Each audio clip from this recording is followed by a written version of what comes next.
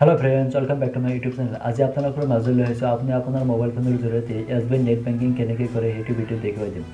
আপোনাৰ SBI net banking কৰিবলৈ হ'লে আপোনাৰ এটা SBI একাউণ্ট থাকিব লাগিব। আপোনাৰ যদি SBI একাউণ্ট নাই তেনেহ'লে এইটো ভিডিঅ' ডেছক্ৰিপশ্যন বক্সত লিংকটো দি ৰাখিছোঁ। সেইটো ভিডিঅ' চাওক কেনেকৈ SBI একাউণ্টখন বনাব লাগে ঘৰতে বহি। নাইবা এই আই বাটনত আহি আছে সেইটো ভিডিঅ' চাই কিন্তু আপুনি আপোনাৰ মোবাইল ফোনৰ জৰিয়তে SBI একাউণ্ট কেনেকৈ বনায় আপুনি বনাব পাৰে। যদি আপনাৰ SBI একাউণ্ট আছে তেনেহ'লে এইটো ভিডিঅ'ত দেখুৱাম যে আপুনি SBI একাউণ্টৰ নেট বেংকিং কেনেকৈ কৰিব লাগে ঘৰতে বহি। একেবাৰে সম্পূৰ্ণ বিনামূলীয়া হয়। নেট বেংকিং কৰিলে আপুনি আপোনাৰ মোবাইল ফোনৰ জৰিয়তে SBI ATM কাৰ্ডৰ বাবে এপ্লাই কৰিব পাৰিব। সেই ATM কাৰ্ডৰ পিন জেনেৰেট কৰিব পাৰিব ঘৰতে বহি, নাইবা টকা ট্ৰানজেকশ্যন কৰিব পাৰিব আৰু বেংকত নোযোৱাকৈ একেবাৰে সম্পূৰ্ণ বিনামূলীয়া আপুনি ষ্টেটমেণ্ট উলিয়াব পাৰিব SBI নেট বেংকিংৰ দ্বাৰা। তাতে কেনেকৈ SBI নেট বেংকিং কৰে একেবাৰে সম্পূৰ্ণ ষ্টেপ বাই ষ্টেপ প্ৰচেছ এইটো ভিডিঅ'ত দেখুওৱা হৈছে। এইটো ভিডিঅ' ক'তো স্কিপ নকৰাকৈ ভিডিঅ'টো প্ৰথমৰ পৰা শেষলৈকে চাই থাকিবা। যদিহে চেনেলটো নতুন হৈ থাকে তেনেহ'লে চেনেলটো ছাবস্ক্ৰাইব কৰিব আৰু কাষতে বেল আইকনটো প্ৰেছ কৰিব এনেধৰণৰ নতুন নতুন ভিডিঅ'বিলাক কিন্তু পাই থাকিবলৈ। তেন্তে বলক পলম নকৰি আজিৰ ভিডিঅ'টো ষ্টাৰ্ট কৰোঁ। প্ৰথমতে আপোনাৰ মোবাইলত গুগল বা ক্ৰোম ব্ৰাউজাৰটো অ'পেন কৰি ল'ব। অ'পেন কৰি লোৱাৰ পিছত ইয়াতে চাৰ্চ বাৰত চাৰ্চ কৰি দিব SBI অনলাইন। এইটো আপুনি চাৰ্চ কৰিব।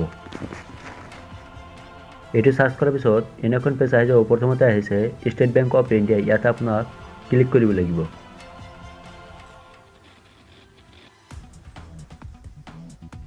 ইয়াতে ক্লিক কৰাৰ লগে লগে এনেখন পেজ আহি যাব। ইয়াতে আপোনাৰ ডেস্কটপ সাইটটো প্ৰথমতে কৰি ল'ব। ইয়াত থ্ৰী ডটত ক্লিক কৰি অলপ স্ক্ৰল ডাউন কৰি ডেস্কটপ সাইট বুলি লিখা আছে ইয়াতে আপুনি বক্সটোত টিক মাৰ্ক দি দিব। দিয়াৰ পিছত ডেস্কটপ সাইট হৈ যাব। ইয়াতে আহিছে পাৰ্চনেল বেংকিং, তলত লিখা আছে লগ ইন। ইয়াতে আপুনি ক্লিক কৰিব। লগ ইনত ক্লিক কৰাৰ লগে লগে এনেখন পেজ আহি যাব। ইয়াতে আহিছে কণ্টিনিউ টু লগ ইন। ইয়াতে আপোনাৰ আকৌ ক্লিক কৰিব লাগিব। Continue to log in click কৰাৰ লগে লগে এনেখন পেজ আহি যাব। ইয়াতে আপোনাৰ খুজিব ইউজাৰ নেম, পাছৱৰ্ড আৰু কেপচা। আপোনাৰ যেহেতু ইউজাৰ নেম আৰু পাছৱৰ্ড নাই, এইটো হ'ল নেট বেংকিং। এইটো নিউ ৰেজিষ্ট্ৰেশ্যন কৰিবলৈ ইয়াতে আপুনি ক্লিক কৰিব লাগিব। সাইটত দেখিব নিউ ইউজাৰ ৰেজিষ্টাৰ হিয়াৰ। ইয়াতে আপুনি ক্লিক কৰিব লাগিব। ক্লিক কৰাৰ লগে লগে আকৌ অ'কেত ক্লিক কৰিব। অ'কেত ক্লিক কৰাৰ লগে লগে এনেখন পেজ আহি যাব নিউ ইউজাৰ ৰেজিষ্ট্ৰেশ্যন। এইটো আপুনি ৰাখিব লাগিব। এক্টিভেশ্যন অফ ইউজাৰ নেম এইটোত নালাগে, নিউ ইউজাৰ ৰেজিষ্ট্ৰেশ্যন। ক্লিক কৰাৰ পিছত আপুনি নেক্সটত ক্লিক কৰিব। নেক্সটত ক্লিক কৰাৰ লগে লগে এনেখন পেজ আহি যাব। ইয়াতে আপোনাৰ দিব লাগিব একাউণ্ট নম্বৰ। তলত লিখা আছে আপোনাৰ পাছবুকত যেনেকৈ একাউণ্ট নম্বৰ আছে তেনেকৈ আপুনি দি দিব। তাৰপিছত CIF নম্বৰ। CIF নম্বৰটো আপোনাৰ বেংক পাছবুকত লিখা আছে, তাত যেনেকৈ আছে তেনেকৈ আপুনি CIF নম্বৰটো দি দিব। দিয়াৰ পিছত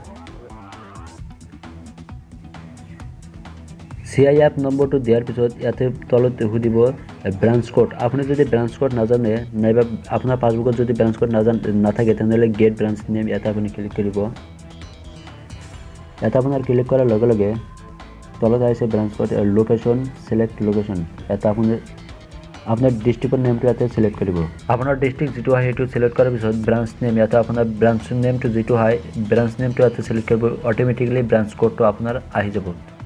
অহাৰ পিছত ছাবমিটত ক্লিক কৰিব।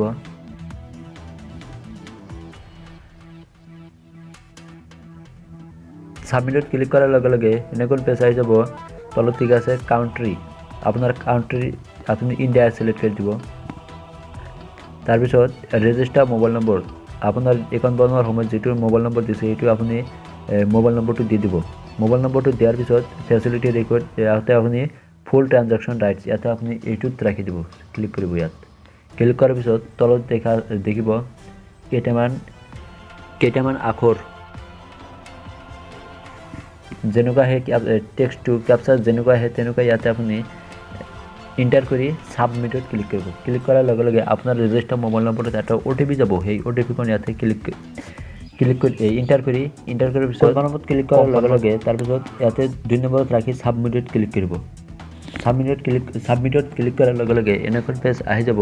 ইয়াতে আপোনাৰ সুধিব ইউজাৰ নেমটো দি দিব আৰু তলত আই একচেপ্ট ইয়াতে আপুনি টিক মাৰ্ক দিয়াৰ পিছত ছাবমিটত আপুনি ক্লিক কৰিব।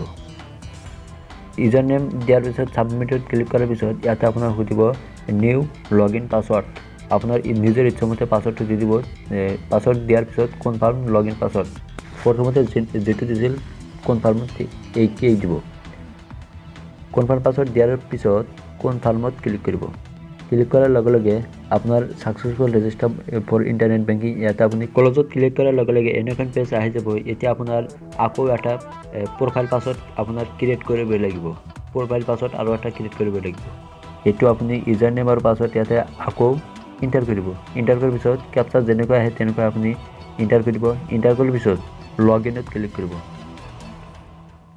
মই এন্টাৰ কৰি আছো আগতে যা আপুনি ইউজাৰ নেম আৰু পাছৱৰ্ড নিজে ক্ৰিয়েট কৰিলে হেই তেনেকৈ আপুনি ইয়াতে এন্টাৰ কৰি দিয়ক লগইনত ক্লিক কৰাৰ লগে লগে আপোনাৰ ৰেজিষ্টাৰ মোবাইল নম্বৰত এটা ওটিপি যাব সেই ওটিপিখন ইয়াতে এন্টাৰ কৰি দিব এন্টাৰ কৰাৰ পিছত সাবমিটত ক্লিক কৰিব ক্লিক কৰাৰ লগে লগে এনেখন পেজ আহি যাব ইয়াতে দেখিব এন্টাৰ প্ৰফাইল পাছৱৰ্ড এইটো আপুনি মন কৰিব প্ৰফাইল পাছৱৰ্ড আৰু লগইন পাছৱৰ্ড কিন্তু বেলেগ লগইন কৰাৰ সময়ত যেটো পাছৱৰ্ড দিছিল সেই পাছৱৰ্ডখন কিন্তু ইয়াত নিদিব ইয়াতে আপুনি বেলেগ পাছৱৰ্ডটো ক্ৰিয়েট কৰিব লাগিব এইটো আপোনাৰ মনত ৰাখিব লাগিব যে প্ৰফাইল পাছৱৰ্ড আৰু লগইন পাছৱৰ্ড কিন্তু বেলেগ ইয়াতে আপুনি লগইন পাছৱৰ্ডটো আনএটা ক্ৰিয়েট কৰিব ক্ৰিয়েট কৰাৰ পিছত কনফাৰ্ম পাছৱৰ্ডটো দি দিব কনফাৰ্ম প্ৰফাইল পাছৱৰ্ডটো দি দিব দিয়াৰ পিছত তলত টিক মাৰ্ক দিব দিয়াৰ পিছত হিন্ট কোৱেশ্চন আছে আপোনাৰ এনসাৰ দিব লাগিব বহুত কোৱেশ্চন আছে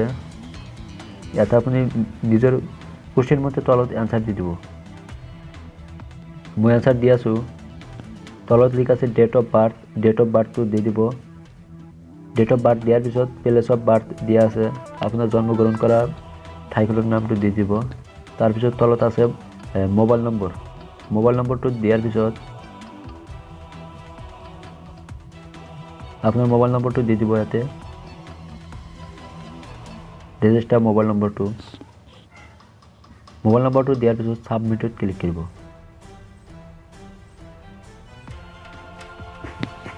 সাবমিটত ক্লিক কৰাৰ লগে লগে এনেখন পেজ আহি যাব যে your profile password has been successful ইয়াতে এনেকৈ আপোনাৰ লিখা আহি যাব ইয়াতে আপোনাৰ ইন্টাৰনেট বেংকিংটো কমপ্লিট হৈ গ'ল আপোনাৰ যেটো এসবিআই নেট বেংকিং আছে সেইখন আপোনাৰ কমপ্লিট হৈ গ'ল ইয়াৰ পৰা আপুনি এটিএম কাৰ্ডৰ বাবে এপ্লাই কৰিব পাৰিব ষ্টেটমেন্ট উলিয়াব পাৰিব পিন জেনাৰেট কৰিব পাৰিব ইয়াৰ পিছৰ ভিডিওটো আহি আছে আপুনি কেনেকৈ এসবিআই এটিএম কাৰ্ডৰ পিন জেনাৰেট কৰিব পাৰিব নেট বেংকিংৰ দ্বাৰা নাইবা যদি ভিডিওটো চাই অলপ হলেও ভাল লাগিলে তেনহলে ভিডিওটো এটা লাইক কৰিব আৰু যদি চেনেলটো নতুন হৈ থাকে তেনহলে চেনেলটো সাবস্ক্ৰাইব কৰিবলৈ নাপাহৰিব আজিলৈ ইমানেই থ্যাংক ইউ